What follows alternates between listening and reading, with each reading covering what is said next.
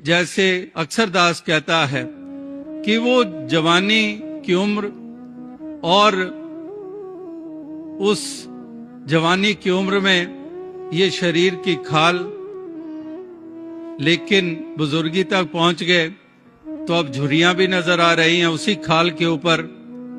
लेकिन भक्त के ऐसी जीवन को देखकर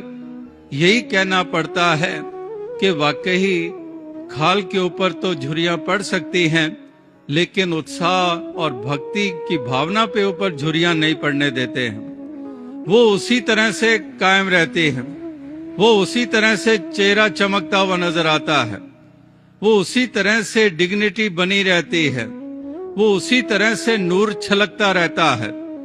वो नूर केवल कोई जवानी वाले शरीरों के चेहरों के ऊपर नहीं, वो तो वाकई ही चाहे बुजुर्गी की अवस्था में क्यों नहीं पहुंच गया है, चाहे वो पगड़ी अब ढीली सी है, लेकिन वो जो नूर है वो फिर भी छलकता रहता है, क्योंकि इस प्रकार से वो लगन है, वो इंटरनल ब्यूटी जिसको कहते हैं, वो इंटरनल ब्यूटी जवानी की उम्र में भी कायम थी और बुजुर्गी में भी वो इंटरनल ब्यूटी कायम है। बाहरी ब्यूटी तो समय के साथ कहीं पर वो एक फेड आउट हो जाती है, लेकिन इंटरनल ब्यूटी उसको कोई टच नहीं कर सकता अगर उसकी अकीदे और उसकी लगन, उसके भाव कायम है। उसकी इंटरनल ब्यूटी ही वो वाकई ही